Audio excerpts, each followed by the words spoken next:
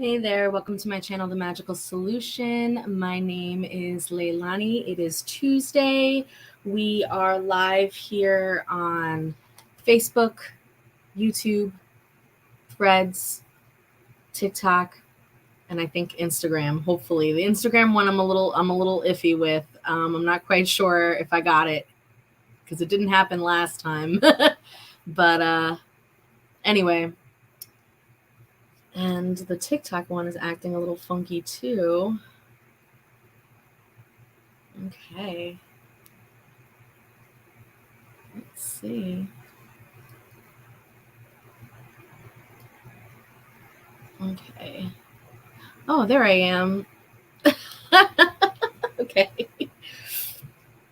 All right. Awesome. Here we are. So we are back Tuesday, 7 p.m. Eastern Standard Time. We are continuing forward with our book club. Those of you who are popping in for the first time. So this book club is kind of something that I like to do for my people in the spiritual community. And what we do is we pick a spiritual text, we read it together and kind of dissect it together. And yeah, we just have good times. So right now we are reading the Harmonial Philosophy by Andrew Davis Jackson, who is a spiritualist, the Poughkeepsie Seer. And this particular compilation is not written by him. It's written by another author who compiled all of his works and quoted all of his works to describe all the different areas of metaphysics, right? So we've been slowly going through that, and we're going to probably continue going through that for a while because it's a pretty thick baby. But we're having a good time. The information in there is truly just like mind-blowing. Now, those of you who are on TikTok, those of you who are on Instagram, I appreciate you guys for being on TikTok and Instagram for me. But if you want to read along with me, your best bet is to either go to YouTube or Facebook, because I will be sharing the screen and you're able to see what I see. Speaking of which, let me do that. Let me share screen with you guys really quick. There it is.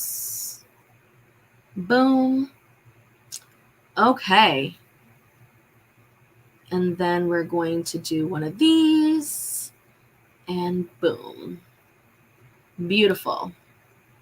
So let me know if this looks good to you. All right. So right now we are on book 2, The Principles of Nature, chapter 1, The Great Cosmos. Feel free to put all your comments into the comments section. I won't be able to see them right away, but I will get to them. So just drop your comments in there, okay? So the Great Cosmos. So in the beginning, the universe was a boundless, undefinable ocean of liquid fire, understood as the original condition of matter. It was undifferentiated eternity of motion, without beginning or end. Matter and force existed as one inseparable whole, an eternal sun, a vortex of power, wherein was the great positive mind, of which the vortex was the perfect and spontaneous substance. It was impossible for matter to exist without a principle of inherent production. It was impossible for this internal positive power to subsist without matter as its vehicle. And in order that matter might pass from the formless to the state of forms, there was action necessary on the part of the great positive power. So matter was developed thereby until it became an external negative to the positive power within it. And thus, positive and negative were established in matter. And thus was inaugurated law of the universal motion. And so also in the beginning, God created the forms that are now manifested universally. Okay.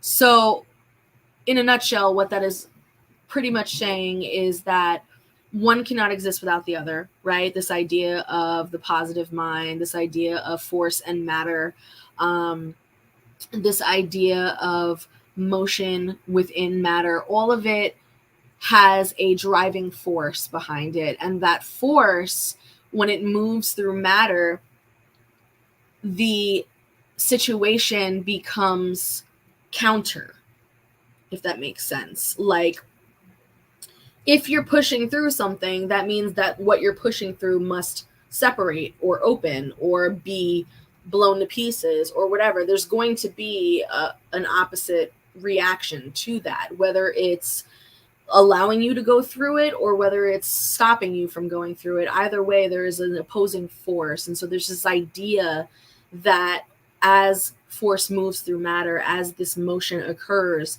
there is a duality that springs from that motion. Okay. Now, the great ocean of matter and movement constituted a mighty sun or vast center of the worlds, which emanated heat and light, producing a nebulous zone in the immensity of space. The laws of attraction, repulsion, and condensation at work herein set up, in their turn, an incalculable number of local centers or suns from which were created planetary systems, each revolving about its particular controlling center. Okay. So again, this is just substituting the first chapter of this idea of like the center sun and how all these other suns or all these other denominations of matter spring and give birth unto themselves, right? And systems, and they create systems unto themselves, right? So this first ring of converging formations so commenced and was so at last completed. But incessant evolution from the great center produced a second orbit or cycle of corresponding suns and systems. A third, a fourth, a fifth zone appeared in succession, all consisting of solar and planetary worlds. There was, in fine, a sixth circle of formations, the constituents of which, not being as yet consolidated, are suns only, pursuing their various orbits in the form of blazing comets. The great center from which all these systems of systems emanated remains an inexhaustible fountain, the everlasting parent of all things. It is still an ocean of undulated and undefinable fire, the holy emblem of perfection. It displays throughout the immensity of space correspondences of its inherent nature and breathes forth worlds unnumbered with an everlasting spontaneousness, developing its attributes in successive degrees and orders throughout the vast universe and the boundless duration of eternity. Whew. It should be understood also that the nebulous zone formed in time unimaginable by incessant emanation of light and heat from the great sun, not only approximates to that which produced it originally, but expands through infinite space far beyond the sixth circle of suns. The suns of the first circle, being fire inconceivable, were too light and undifferentiated to consolidate like other centers, but the light thrown forth by them was capable of becoming less rare than their own composition, and thus a hardened or consolidated combination was produced in each of their planets, though their interior constitution is still fiery. The suns of the second circle are yet more rare than the first, but have less fire and greater heat, and their planets condense gradually into earthly compositions. Though, unlike anything that we understand as terrestrial in nature, the suns and planets of the second circle are immeasurably vaster than those appertaining to the fifth, to which our own system belongs.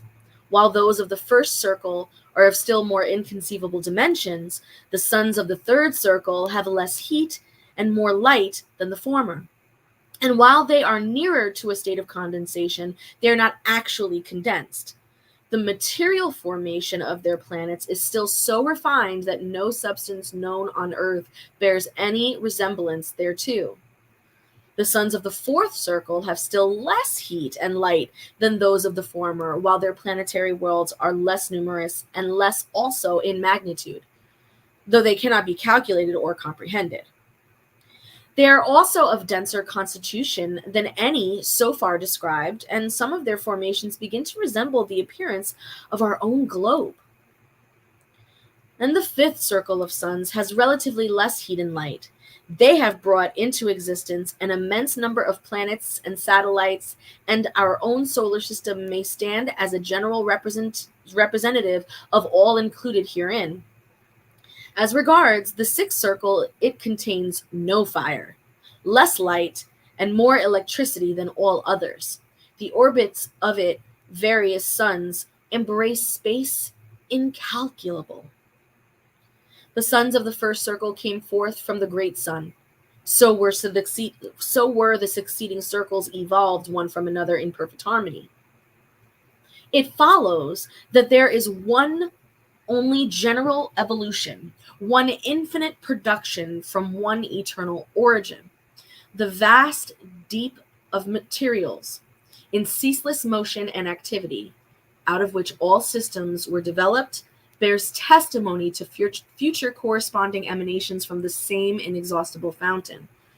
That which has been so far produced from this living vortex is comparable in its totality to a single atom in comparison with that which is yet to be. Woo! You saw that? Did you hear that? That was dope. That which has been far produced from this living vortex is comparable in its totality to a single atom in comparison to that which is yet to be, bro. Right? It's the macrocosm, microcosm kind of language that we're talking about here, right? The great sun of all suns emanated heat, light, and electricity, evolved one from another as three principles that are mediums and connecting links of universal motion and activity. The fountain from which they sprang into existence was an emanation from the interior and from qualities existing therein. The great body was an atmosphere surrounding the center or sun within. The ever-controlling influence and active energies of the divine positive mind brought all effects into being as parts of one vast whole. It will continue to create new worlds until every particle that composes the cosmic world has become the very essence of organic life. Until this has attained in man the perfection of spiritual essence, and until the influence of man upon all that is below humanity has brought all into the state which is celestial, then will the grand mind be the positive to that great negative formed by the perfection of all things else in being, and then deity and spirit will subsist only. Thereafter, between these two will be brought forth new worlds in the epic of another beginning. So this is kind of a little wishy-washy, a little woo-woo he kind of gets here. And this is the author's kind of little piece in this as well. But it does talk a little bit more so about this idea that, you know, part of this evolution, part of this spiraling upwards, part of this process is motion. Like, it involves motion to do this, right? And this motion in and of itself, as it plays out through matter, is dualistic in nature. It has both positive and negative forces that propel something forward, right? And so there's this idea that once we can find sort of that that sun within, because it already in the previous chapters had discussed how the central sun, the divine sun, can be found on that macrocosmic scale, but can also be found within the atom and in the smallest scale. And so it's important to understand that just like the divine sun, the earth has a core that is a sun. The human has a core and a divine spirit that is a sun, et cetera, and it goes, right? And so once that is understood and we begin to treat each other as such, then this idea of negative forces which in this perspective, coming from this author, and this is where it gets a little woo-woo, is something artificial. That's the negativity. It's artificiality, right? Materialism. And it's this idea that when you bring everything back to organic life, when you bring everything back to nature, and when the acknowledgement of everyone's divine son creates a state of homeostasis, that is when the negativity will cease to exist, and therefore we will all cease to exist, right? Like, it's kind of like this, it's a double-edged sword. It's the goal is unification with God, but in order to do that, death needs to occur. The big cosmic death needs to occur in order for new cycles to come forth and spring forth from that, right? So that's kind of what he's talking about here, utilizing the laws that Andrew Jackson Davis had set forth. Okay.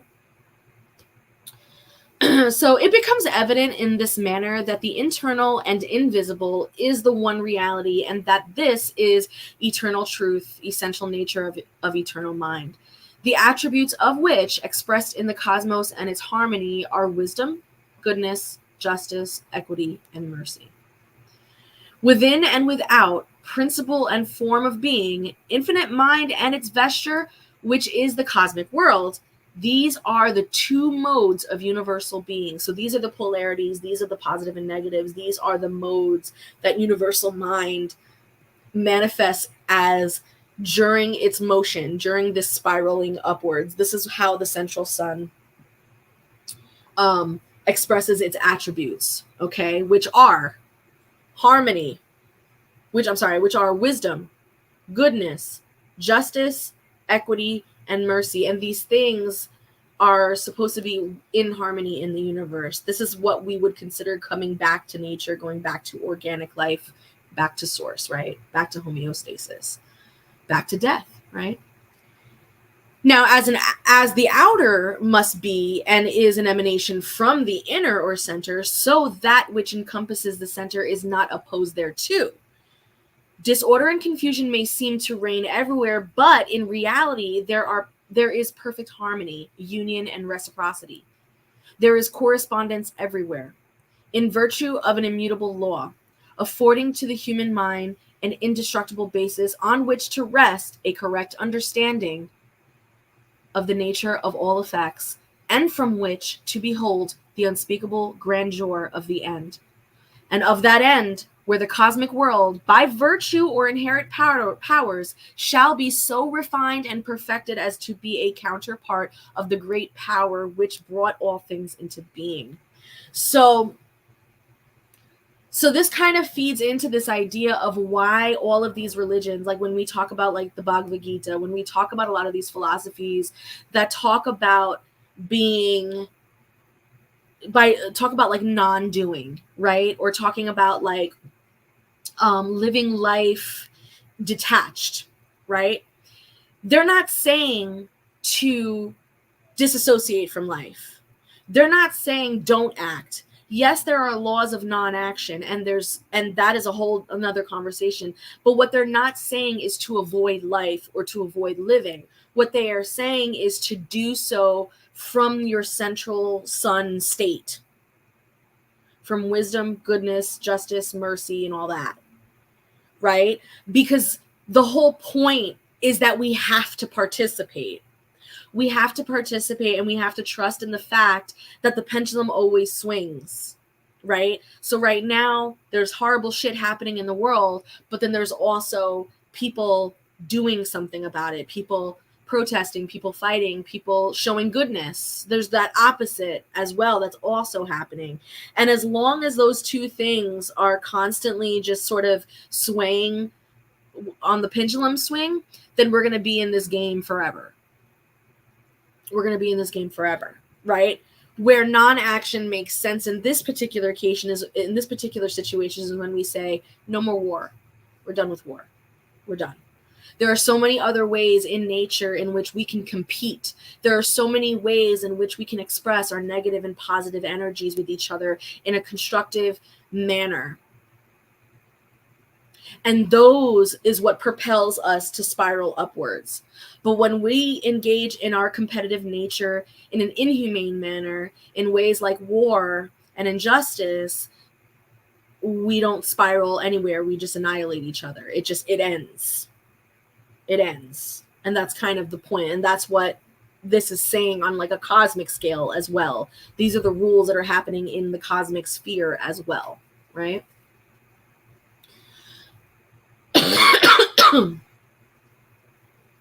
As part of the great whole, humanity should be actuated by those perfect principles shown forth in the laws of the universe, conforming to which it would be truly in correspondence therewith. All motion would be such as to produce good results. All parts would work together, and harmony would reign in all. The whole thus existing would receive the tranquilizing influence of divine law, the essence of which is the perfection of goodness and truth. Opposites would be henceforth unknown, for real knowledge would cast out their false appearance and destructive influence forever.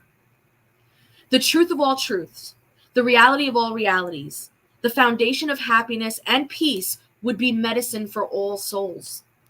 The human race would be itself as a great sun, like the central sun of the cosmos. The vesture of its eternal parent and a reflection of his divine attributes then would all be filled with that spontaneous reciprocity which would banish from the face of the earth the strife of exclusive interests, with every quality and principle which responds to the name of antagonism. Woo! Damn, yo, he gave it to the man on that one. Then would all be filled with the spontaneous reciprocity which would banish from the face of the earth the strife of exclusive interests and every quality and principle which responds to the name of antagonism. I love that shit.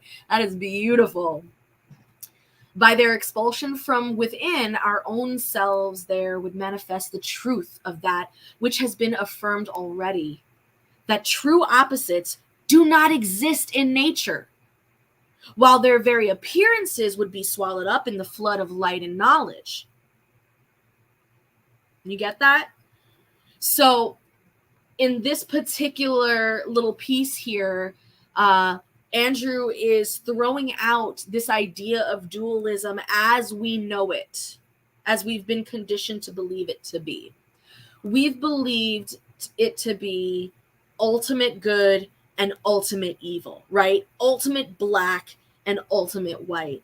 And what Andrew is saying in this last piece is that because if everything emanates from this central sun and from God, and everything that henceforth emanates from that, there is nothing that is opposite of God.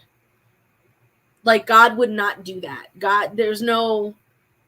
There is just is. And so when you begin to look at nature and you engage in the opposition of nature, but you do so from a healthy place, a harmonious place, and follow the divine laws, that will help you to spiral upwards.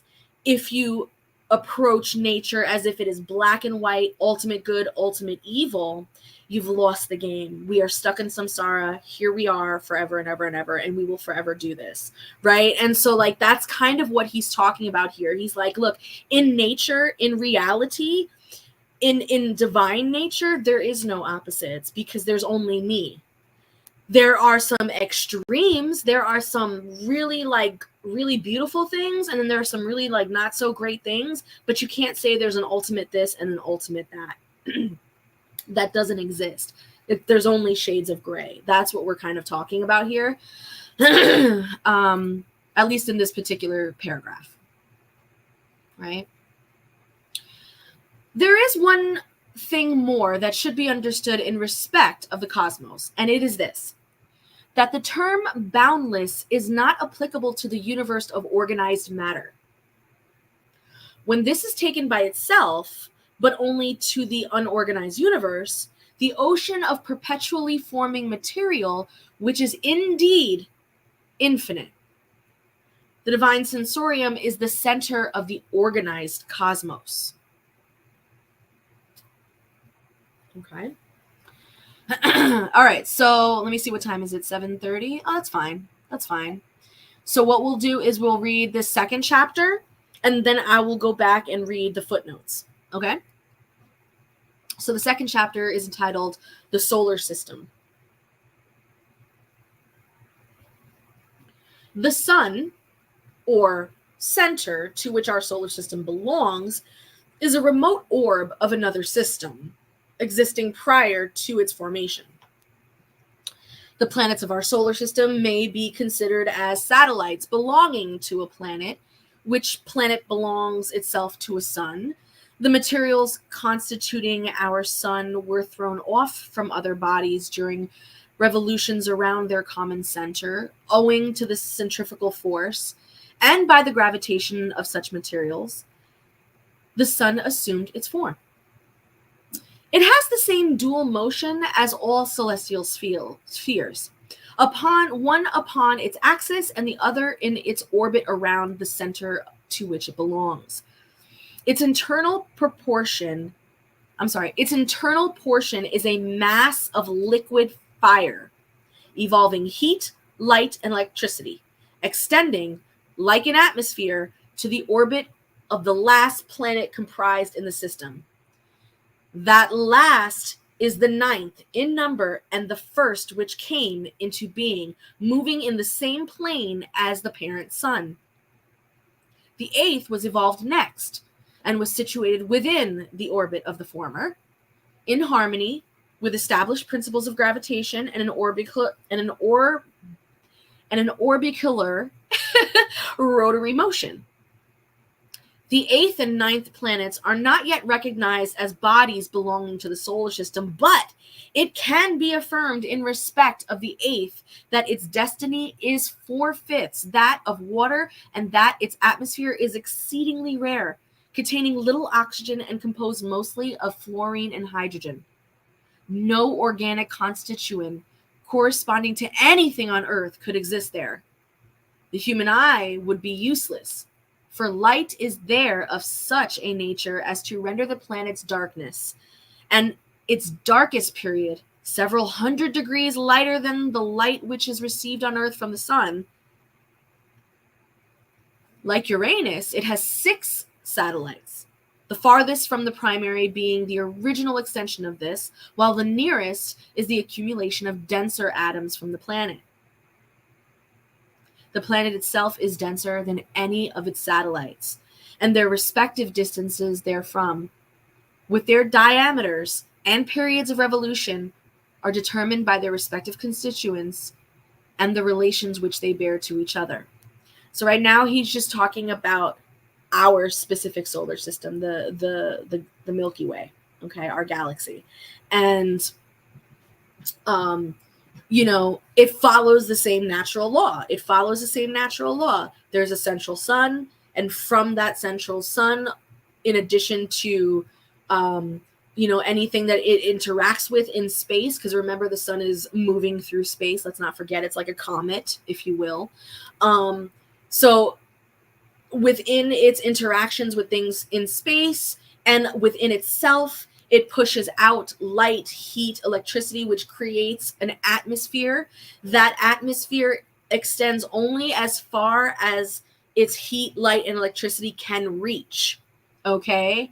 If it's beyond the sphere of those 3 emanations, then it's not part of the solar system. That's what he's saying here.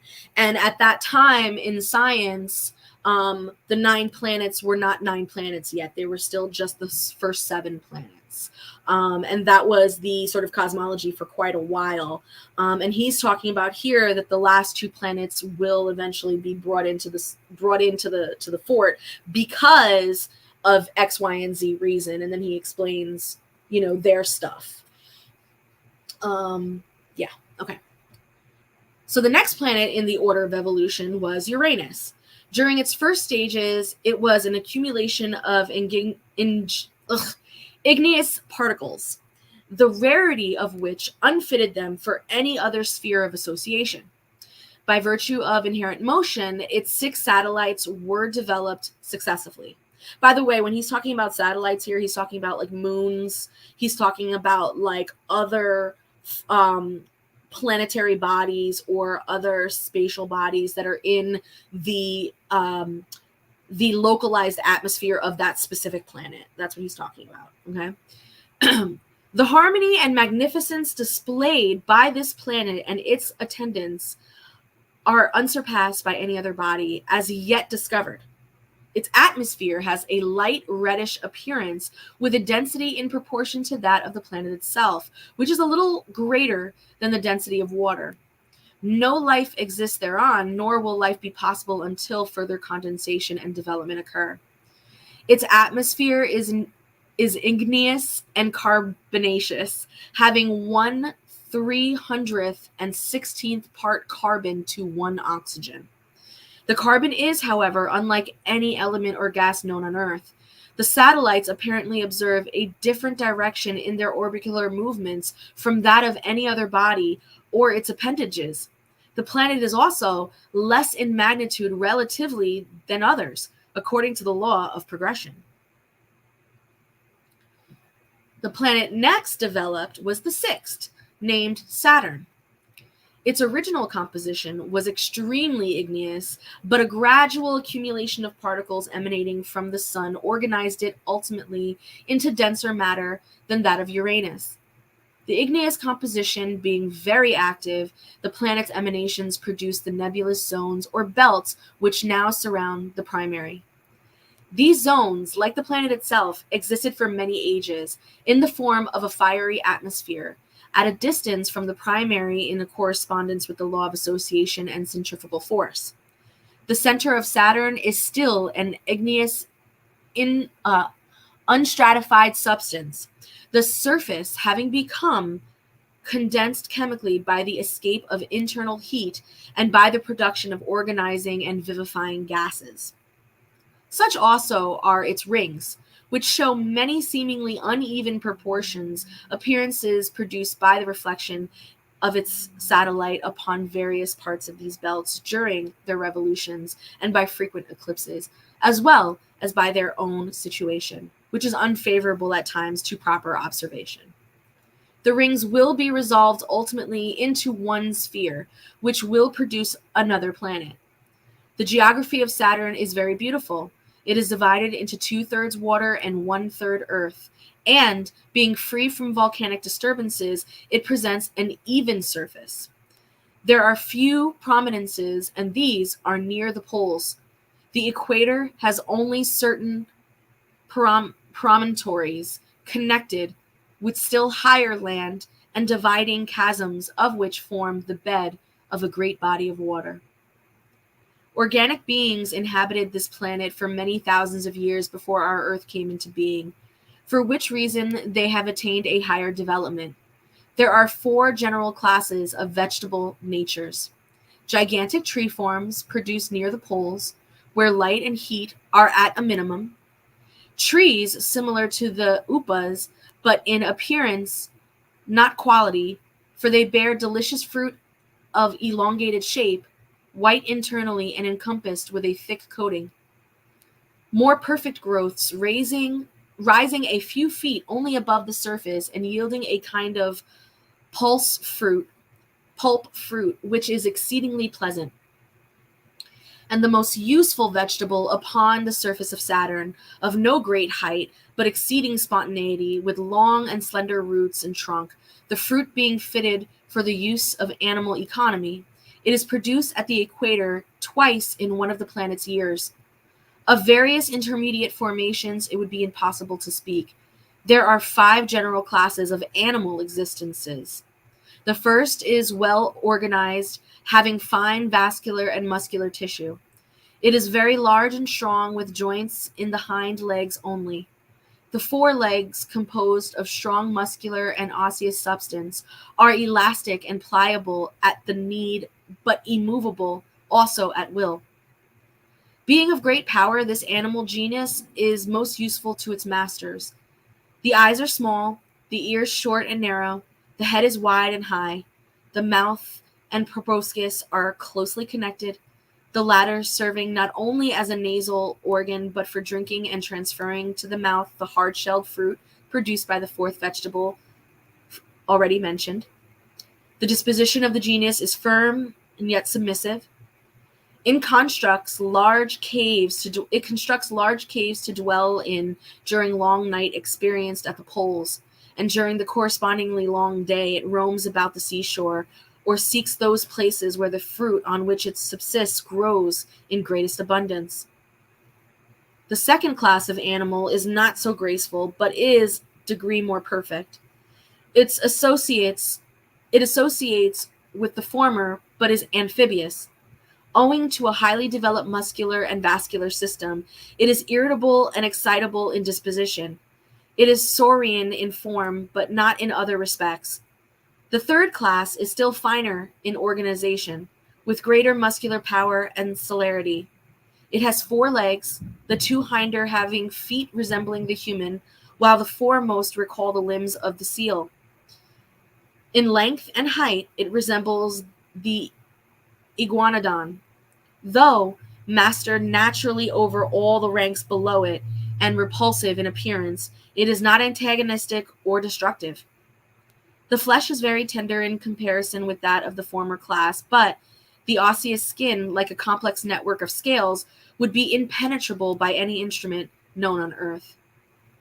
And the fourth class is broadly typical of the natural man. 2 of its 4 limbs serve as organs of locomotion, and the other answer to arms. It is more highly vertebrated and has greater elasticity of muscles than those below it.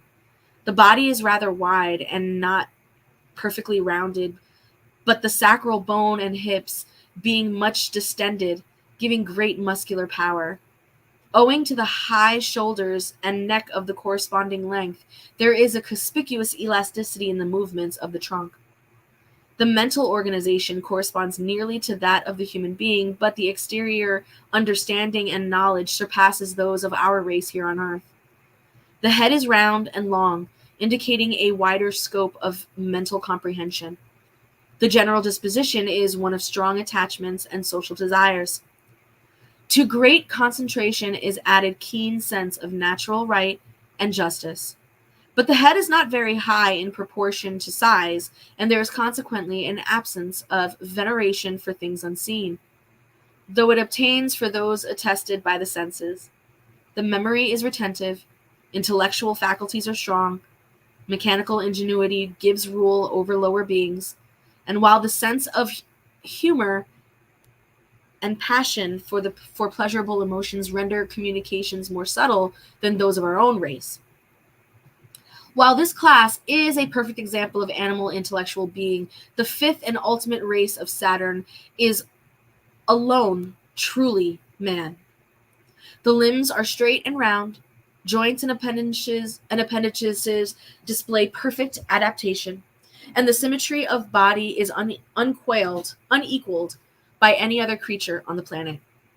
The sternum is oval and full, joining the costals with a kind of bracework, which gives full space and free action to the visceral system.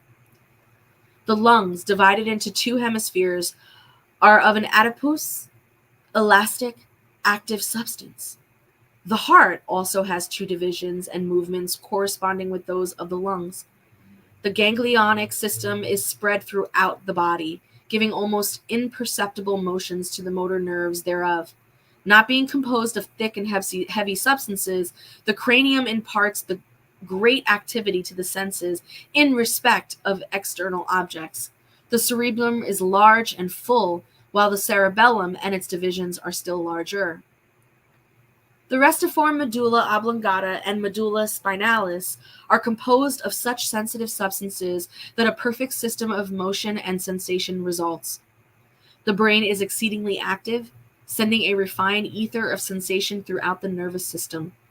The brain is composed of innumerable cortical glands, each of which attracts and repels, performing systolic and disystolic motions. These glands are reservoirs from which proceeds fibers and nerves of sensation, conceived and produced in thereby. Thus, the nerves of sensation are connected with the corpora of the brain, as the veins and arteries are connected with the ventricles of the heart. The contraction and expansion of these cortical glands produce the involuntary motions of the system, while, by the same forces, the heart presses the blood throughout the body. The motions of the lungs and heart are very powerful.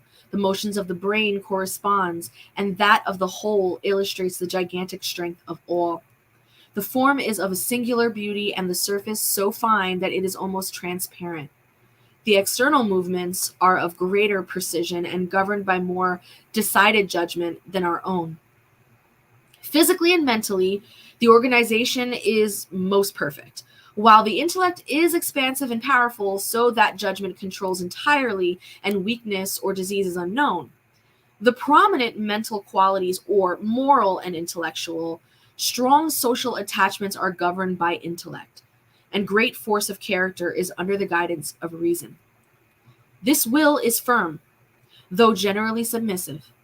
Veneration is deep for that which judgment pronounces to be true. Causality is not developed so fully as comparison or analogical power. Perception is extremely vivid and penetrating. Reasoning is from the internal, truth being received through highly sanctioned convictions of interior principles. With telescopic mind, these beings familiarize themselves with the earths between them and the sun and with their inhabitants. Their minds being free from imperfection, from all that is opposed to righteousness, they associate with that which is pure and good. The perfection of their internal principle exceeds that of other human beings in our solar system. They associate with the knowledge of the second sphere and receive no impressions but those which flow from internal realities. They inhabit buildings of ingenious, beautiful, and peculiar structure. They form associations according to internal desire, and, not being governed by the inclinations of natural man, they take mates according to mutual inward approbation, and are thus united in bonds of spiritual happiness and peace. Their minds are sufficiently expansive to comprehend at a glance the whole surface of their planet and the movement of the entire nation, which is united as one brotherhood. Such are the inhabitants of Saturn, an illustration of purity and goodness, manifested as the result of perfected knowledge and highly unfolded powers. Woo! Oof. Okay, so it's 7:43 right now, and it seems like he is going to go into each planet's spirits, right? So let's stop for just a moment and kind of like review that for a second. So up to this point, he talked about the last two planets, right? Pluto and Uranus, right? And he said that like that is like the oldest ones, that they're the ones that got spit out and they're the farthest, but because they kind of sort of exist just along the edges of the sun's power's reach, they aren't considered planets, and so therefore they don't have any spirits on them. That's kind of what the gist of what was said already, right?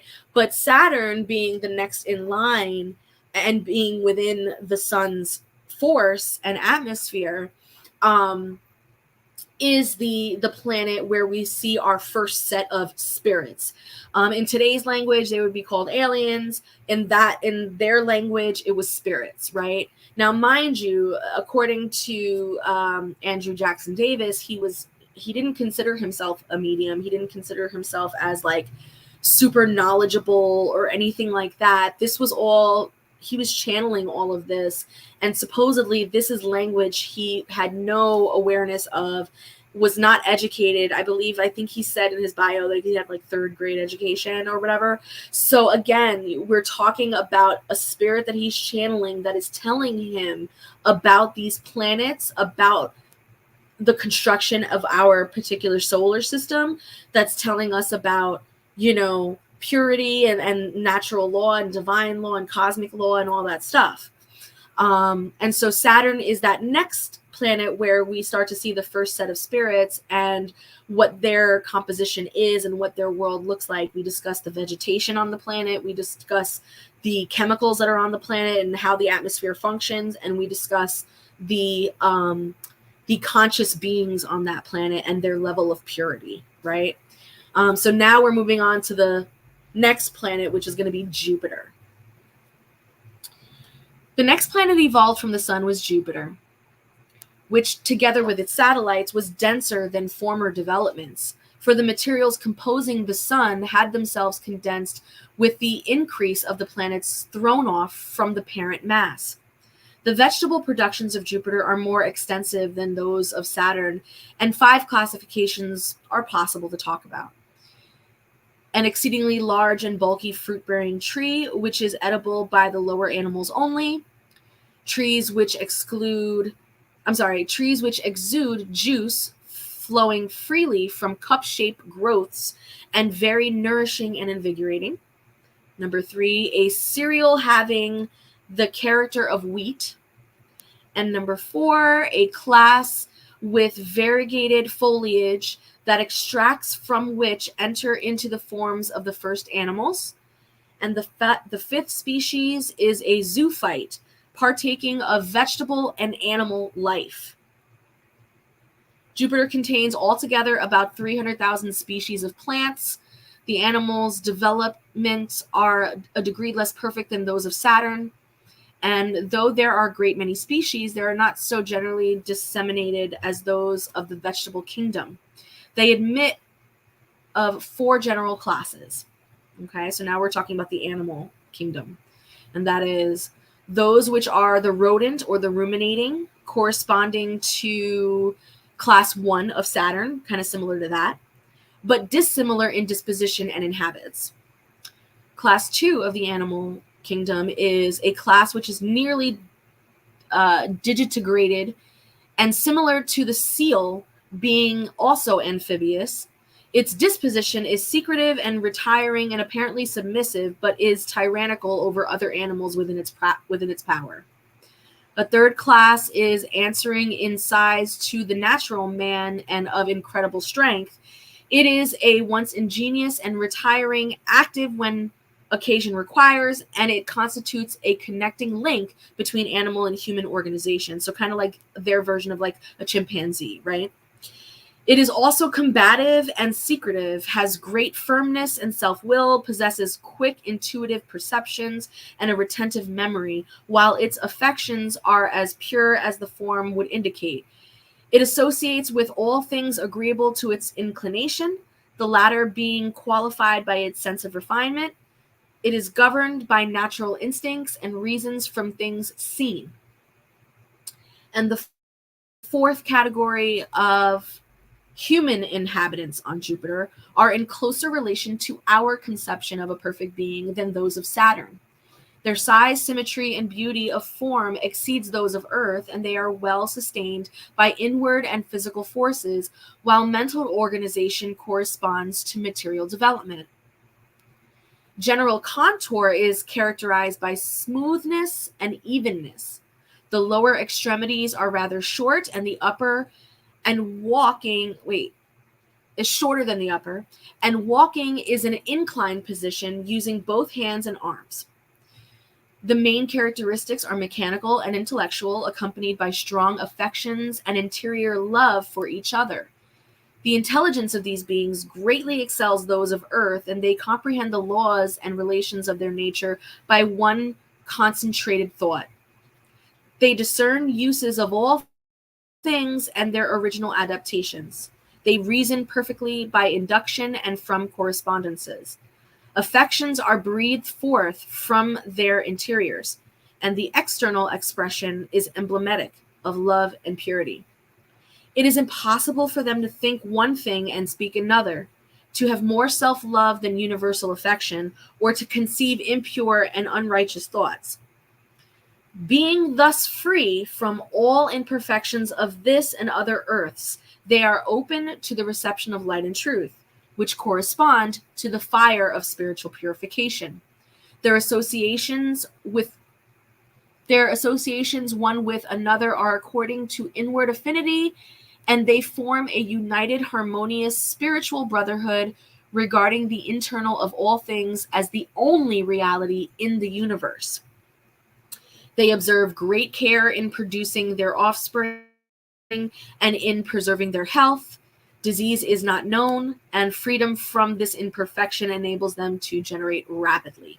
They are composed of finer elements than the man on earth and remain in their physical forms for a short period only, an average of maybe 30 years.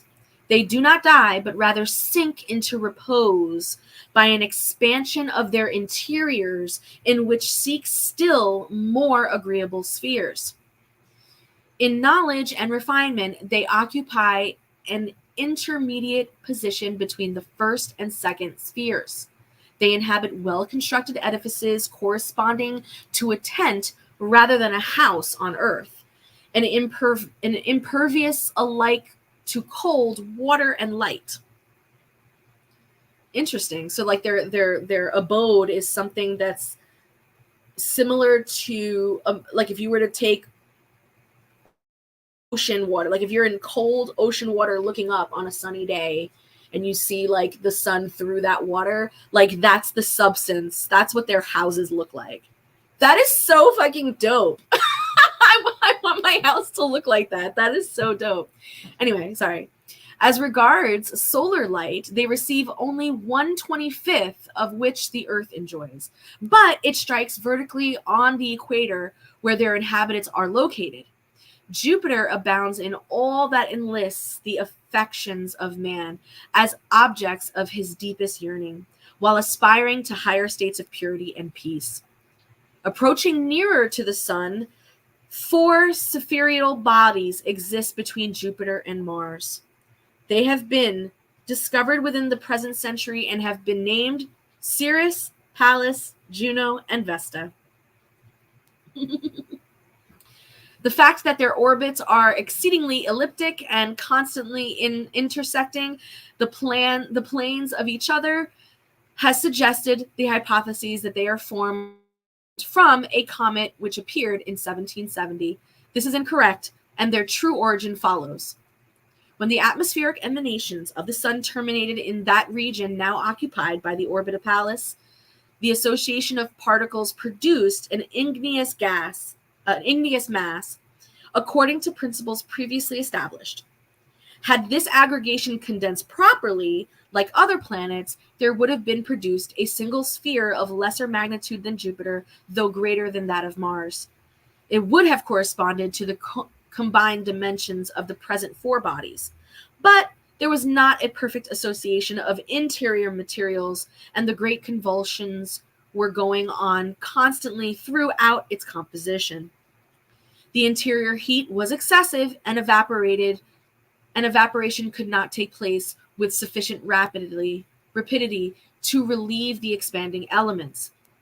The elements, moreover, could not associate chemically, nor could unity exist in the partly stratified exterior. Being thus internally divided and not perfectly under the influence of attraction and repulsion, an expansion of interior constituents rent the whole asunder, producing the present 4 asteroids. Now, under the direct influence of Jupiter and Mars, which had then nearly assumed their actual forms, uniformity of motion was imposed upon them, which motion obtained in the primary body. One being denser than the other, and the whole being denser than Jupiter, prevented any nearer approach toward that planet.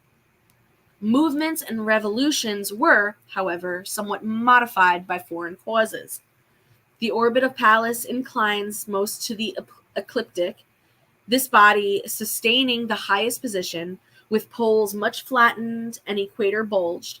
Such is the origin of these asteroids, which combined make one planet, as may and will be confirmed by astronomical research. They have not developed anything beyond the vegetable kingdom, though the era is now approaching which will call a class of zoophytes into existence. Being beyond the orbit of our own Earth, the planet Mars is of superior quality and constitution. It abounds with vegetable productions more numerous than those of Jupiter, but less perfect, though again superior to ours. Animal formations are less extensive, but ascending from the lowest to man in successive modifications of form corresponding to interior principles. And as regards man, he is in a much more exalted state than the humanity of this planet, both physically and mentally, without attaining the perfection and refinement which characterizes the inhabitants of spheres already enumerated. Among vegetable products, there may be noted, and we are going to be talking about Mars. This is Mars right now, okay? So the vegetable kingdom, we're going to see a tree having a bulky spiral trunk, long branches, and broad leaves, in which green is combined with bluish and reddish color. The blossoms are very beautiful, and the round fruit recalls the coconut. It is the most useful tree upon the planet, and it is used as a kind of bread, which is invigorating to the system. The bark is adapted for the manufacture of garments and in the building of habitations. The second class is a vegetable growth, attaining no great height and producing beautiful fine fibers, the staple material for apparel. The inhabitants are divided into three great associative families or nations governed by common principles, the result of superior knowledge and keen sense of justice. There is a peculiar prominence of the top of the head, indicative of high veneration. Hold on, I feel like we skipped a page. This is weird. That's page 37. That's page 38. Okay, that reads so weird. Okay, anyway. There is a peculiar prominence of the top of the head, indicative of high veneration. Cerebrum and cerebellum correspond in form and size, the latter extending upward at the junction of the two brains, rendering them highly susceptible of interior and true affection, but is of more perfect symmetry. Their movements exhibit a peculiar dignity and air of exaltation, reflections of an inward reality. The upper part of the face has a peculiar yellowish cast, with radiations from forehead and eyes, as also from the bluish of the cheeks, the lower part of its different color being rather dark, though suffused by the radiations mentioned. There is no beard, but the dark tinge also encompasses neck and ears, extending backwards and joining with hair and neck. The top of the head is free from any such appearances. The structure is not tall, and as to physical appearance, that which is beauty to them would be to us highly repellent. The standard in both cases resulting from habitual modes of thought rather than from knowledge of that which is intrinsically perfect. The only standard of beauty on any earth in the universe is that which obtains the general approbation of society. The attitude of these humanities is modest, and the female form is characterized by great delicacy, symmetry, and straightness, accompanied by affability and courtesy. The settlements and habitations of the race are situated near the equator, and a high degree of harmony obtains throughout. But as they have digressed a little from natural law, there is some imperfection among them. Neither moral nor physical disease are, however, known. There are no arbitrary laws, and hence none of the inequalities which result therefrom. Possessing a high moral principle, they are obedient to which it dictates, and such obedience being ensured by union of interests and by affections and desires being centered in the workings of good and righteousness. Their minds are constantly open to the reception of all high things, light, life, and purity. The science of correspondence gives them knowledge of internal truths. The light of which received from the sun testifies to them concerning the light of celestial love. From the materials and form of their planet, they infer a principle of motion. From the vegetable, they infer motion and life. From animal existence, they infer sensation, while from the organization of man, they conceive motion, life, sensation, in the union of these with intelligence. Just letting you know, just so you don't forget. You know, when it comes to the human thing, the intelligence still needs to be there. Like, we can't just be doing shit. You know what I mean? That's so funny. From such data, they endeavor to understand their spiritual principle, which, however, is incapable of self-comprehension and is obscure to them as it is to us. Their knowledge, being pure and truthful, begets affection. Their aspirations are high and pure, and our loftiest conceptions cannot transcend the peace that dwells among them. Sentiments arising in their minds become impressed instantly upon their countenances. Pause. Let me highlight that sentence really quick. Anything that arises from their mind, any intentions that arise from their minds, become impressed instantly upon their countenances, meaning that they are master manifestors, meaning that they are so in tune with their truth and their goodness that their thoughts just create. Their life is just, that's crazy. That's crazy. That's awesome. Their soft blue eyes are their most powerful agents in conversation. Eye speaking to eye.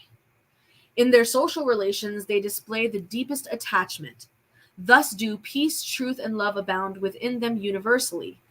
Light, life, and knowledge serve as an index of higher and more perfect spheres. Such is the condition of dwellers on the fourth planet. So, now we're about to get into, I believe, no, we're not going to get into Earth, or we're going to get into Venus now, I think. But this is a long-ass chapter, and we've already went over the hour. So, this is what we're going to do. We are going to meet up again on Tuesday at 7 p.m. Eastern Standard Time right here to finish up this chapter. And we'll finish it up, I am assuming, by we're going to approach Venus and get into the spirits that exist there, right? So what I want to talk to you guys about, though, is, let me stop sharing real quick.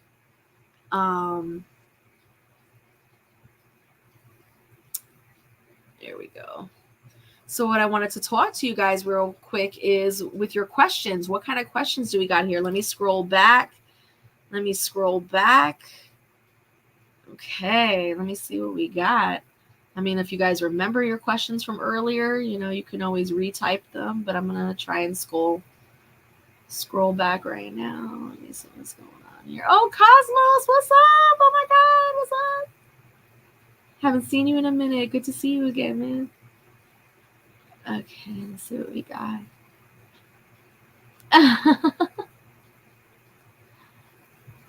It is so interesting, dude. It is, man. All right, let's see what we got here in this chat.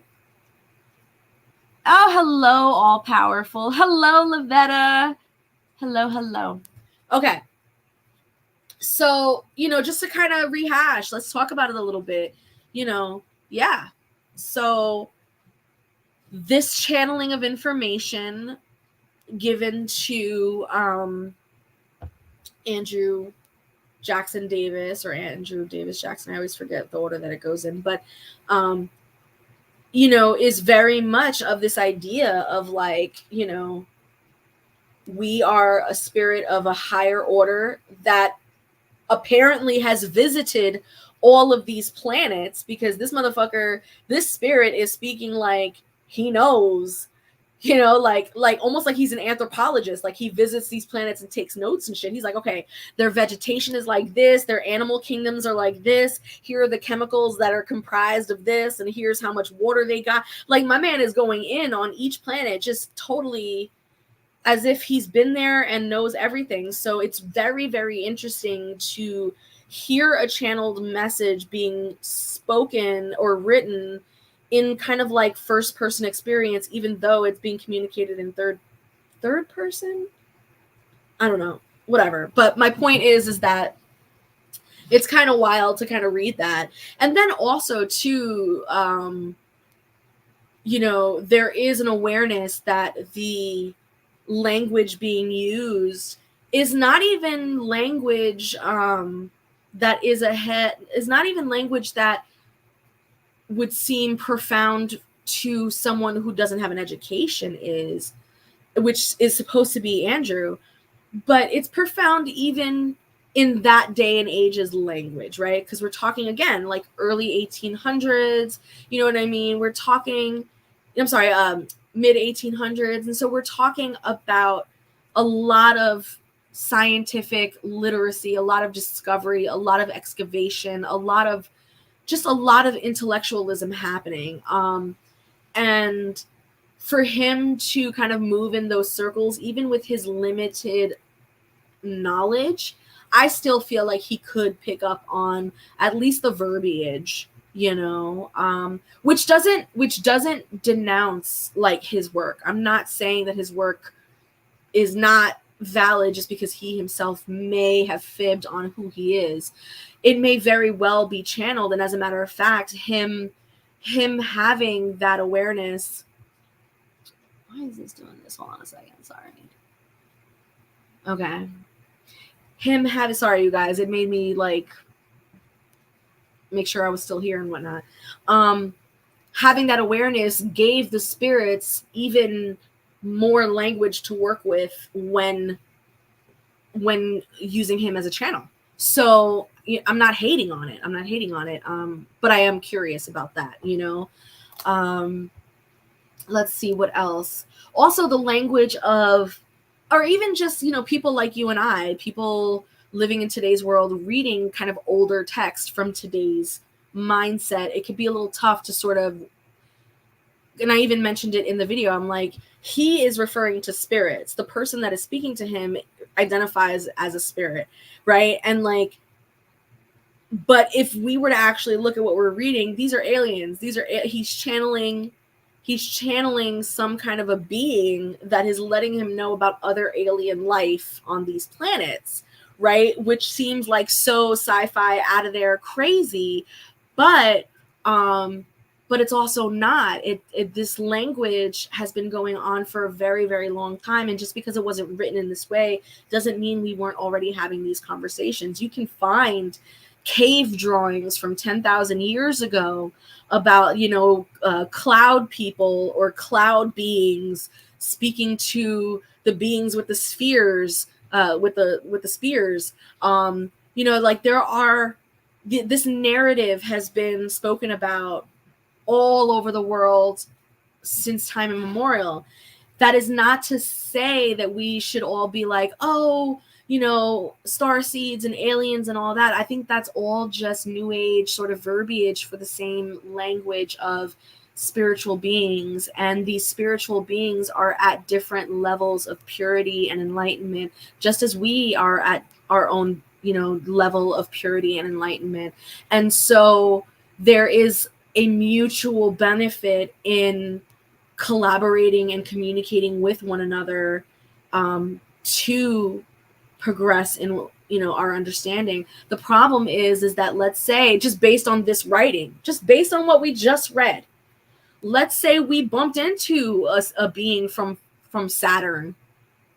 You know what I'm saying? If we can even perceive that, because based on these writings and based on what he's talking about, I don't even think we would have the capacity to perceive a being from Saturn based on its composition and what it's made out of and whatnot.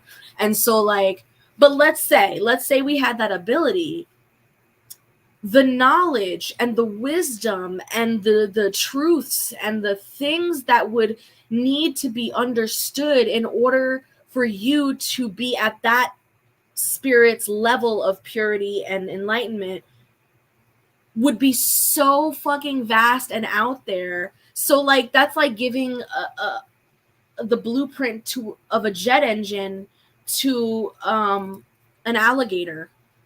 You know what I'm saying? And then like wait a couple of gazillion years or whatever. Like that's what it's like. It's a completely foreign experience. And so therefore we have these different mediums coming together not coming together, but having these experiences worldwide at different points in time, having these little clumps and little groups of people getting exposed to something like, whoa, you know, and documenting that either in cave paintings or in, you know, petroglyphs or in writings, poetry, oral traditions, whatever. But the point remains the same. There is something else that we can communicate with, not just with our main five senses, and that something else that we can communicate can play an active role in our lives to either better it or choose what you will to do with it, but that they are ultimately beings that, because they are of purity and enlightenment, they are automatically of good intention. You don't get there without the moral development, and that's the whole point. You can't get there. You can't get there without the moral. You will blow yourself out of the sky, which is what we're kind of doing right now, which is why we need to talk to each other. We need to get this shit, hurry up and talking, because we are at that point. Everybody got a bomb that can blow us out of the sky, and everybody is trigger happy, and everybody got trauma. Like, are you kidding me? Are you kidding me right now? So yeah. So my point is that it's all speaking the same language, and that there's something to be gained from communicating with spirits and working with spirits in whatever way, in whatever tradition you feel called to do so, because there is mutual benefit to that, and that mutual benefit is established right off the bat because you're coming from that perspective of universal of unification with God, that mystic path that we are all seeking. We're all on that same, including them, that purity and light. They want that too. And so, yeah, it is literally mutually beneficial for that communication to occur. So, yeah, I went way over. Hold on. Oh, there were some comments. Damn. Was that you, Cosmos? I'm so sorry, baby. That was you. Right, so when you're doing spell work, you can invoke the spirits of planets to aid you when working with celestial energies and spirits. It's interesting how the bridge between mediumship and spell work crosses over, because most books about planetary or celestial magic don't go over the mediumship. Yes, it's more than interesting, but I have no words for the light bulbs going off right now. Yes, baby. So when the bros invoke and ask for spiritual aid, it begs to ask if they're doing the due diligence to know who they are working with at a spiritual level. Exactamente, which is why another thing that you'll notice in a lot of mythologies and a lot of like Western occultism are these correspondences and associations between planetary bodies with spirits. You know, there'll be a ruler over each planetary body, and then that ruler will have a kingdom or quote unquote a solar system in which to, you know, whatever, right? So like there's mythologies, there's stories around these things. And yes, there is huge crossover with regards to mediumship work within celestial magic. Right? So much mediumship can be put into that. Hi, Ian. Hi, honey. So beautiful thoughts. And you know what? Roll with it, Cosmos. I can hear a blog coming. So marinate. You know what I mean? Lavetta, what do we got, girl? What do we got? Seems to be a form of energy astronomy popular in the 1800s. Exactly. It sure was. So let's not forget the age that we're talking about. It isn't just the age of intellectualism where we're talking about sciences and things like that and you know, exchanges of thoughts.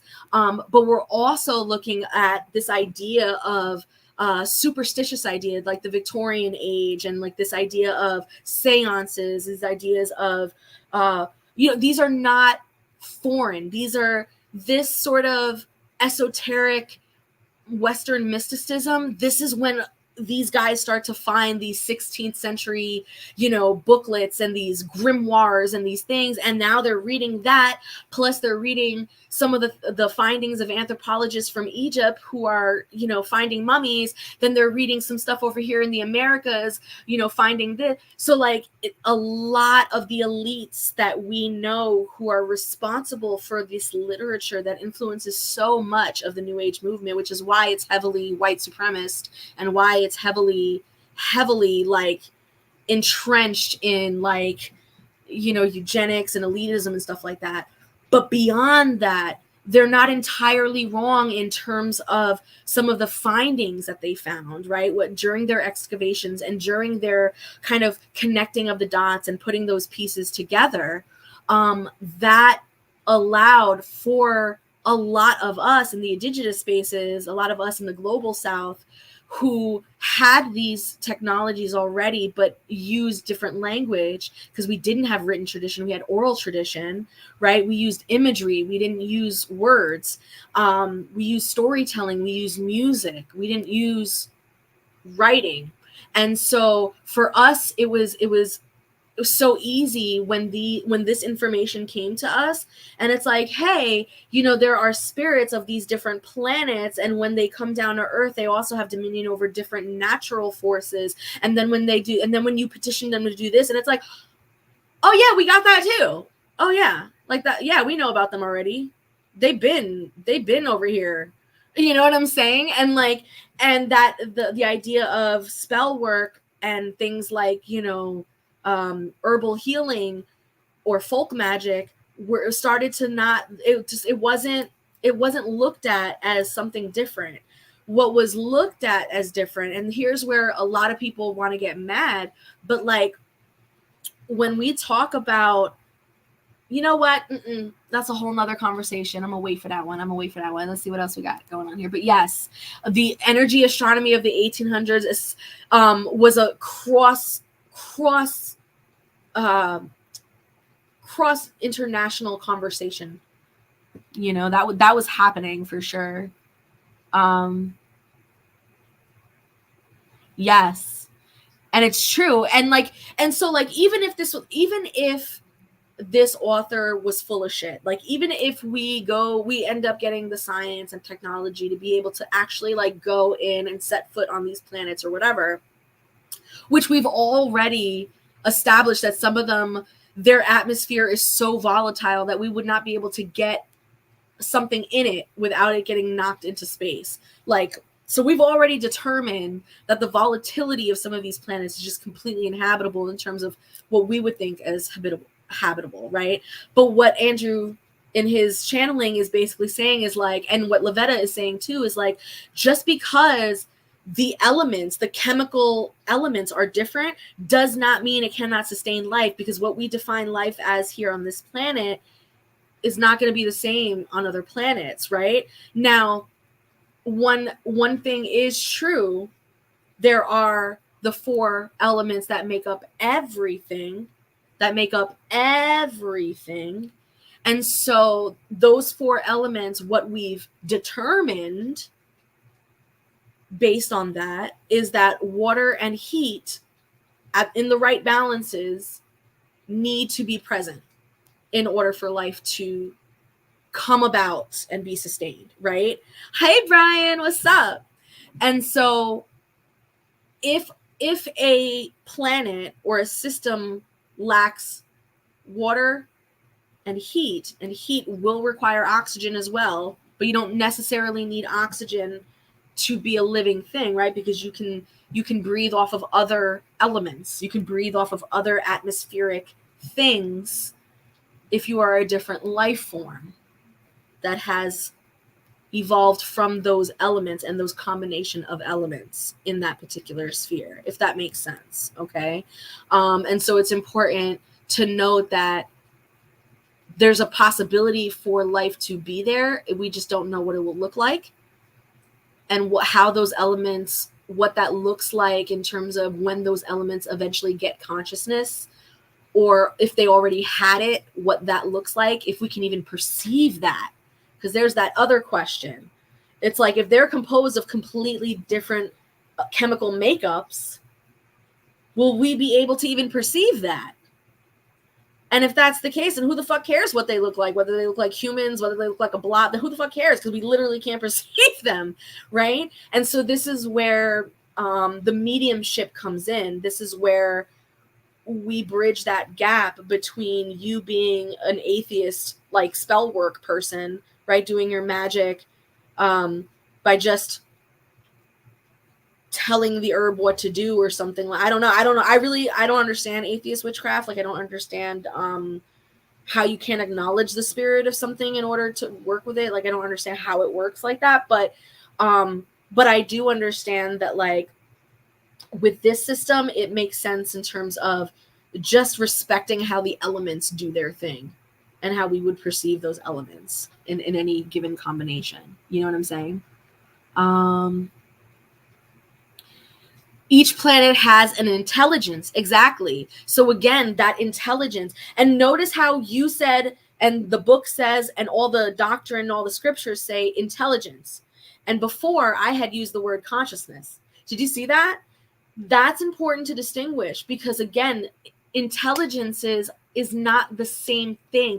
Intelligences can vary from space to space, from place to place. Oh, hold on a second. Hey, mamita, let me call you in like 5 minutes. All right, I'm almost done. All right, I love you. Bye.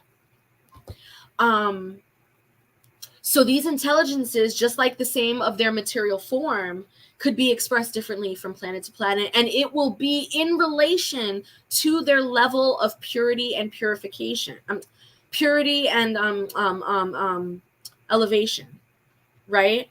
So, and that's what I'm saying. Like, that's why I'm saying it may be difficult for us to even perceive that. Hey, Kurdish, what's up?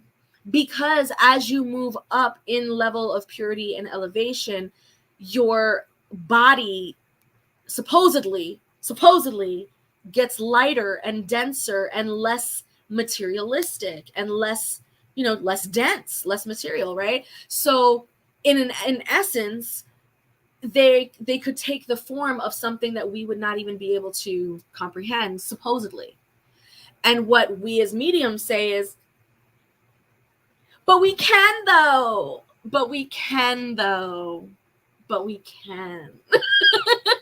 That's what mediumship says, right? And so the whole process is understanding that these beings do exist on these other planets, in these other spheres, in these other solar systems, in these other universes, in these other blah, blah, blah, blah, dimensions, whatever. We believe it. If you say it exists, we believe it. But it's up to us to perceive that. It's up to us to be able to make connection with that. And for us, the only way to make connection, the only way to know something is true is by making connection to it. This is why, again, like, when we go to Misa and when we go to spiritual seances, a lot of times if you show up and you're like the new face, a lot of times, they kind of sit back and kind of like try and see what kind of mediumship you do and how you do what you do. Not because they're trying to judge you, not because they're gauging whether you're good or not, but they just want to see your method. They want to see your methodology. They want to see you tune in. They want to see how you know what I mean? Because all of that matters. All of that matters. And what we've understand through these texts, and through these various, channeling sessions and whatnot, is that there is a very acute science to it, and that acute science may appear complicated to the uninformed, to those who don't have ears to hear, don't have eyes to see, right? Like it appears complicated. The language is complicated because of the time that it was written in. But the actual information given, bro, is so dumb easy. Like, it's so dumb easy. And that's what I'm saying. Like, we don't have to make it this complicated. Like, don't be a dick. That's rule number 1, right? Don't be a dick. And, like, spiral upwards. Be in collaboration and spiral upwards. Like, I don't really know what else to say. Like, just don't be an asshole. Like, it's really not that hard. Mind your business. Stay hydrated. Meditate. Connect with God. And don't be an asshole. Work together. When you work, give 110%. When you do anything, when you have your name on anything, give it 110%. Have fun. Laugh. Anyway, I'm ranting. There's comments. I'm so sorry. I'm ranting. I'm so sorry. Oh my God, there were so many comments and I'm being a dick. I'm so sorry. Hold on. I know. Oh my God, Cosmos. We have lava slug. Bro, we have lava sharks. We don't have just lava slugs. We got sharks that live in like stupid hot water. Stupid hot water. In like this volcanic fucking ocean. Like, what? Oh my God. I can send the PDF on that. Yes. As a matter of fact, all these books that I read are in my private Facebook group. Now, that private Facebook group is for experienced mediums or graduates of my mediumship programs. Okay? That private group will have all of these texts that we read here. All right, so you can get a copy of that. The Buddhist monk who disappeared by raising his vibration. Exactly. He literally turned into light and just fucked right off. Oh my God. Yeah. It feels, yes, Curtis, yes. It feels so easy than it is to explain it. I can't even, yes, I couldn't have said it better myself. When we talk about these quote unquote universal truths that you can find across all places that are central and core to that mystic lifestyle that we have, when we're present in that, bro, it is so just like Zen. Like it feels so good. And then when someone says to me, hey, what is it like to be in that? It's like,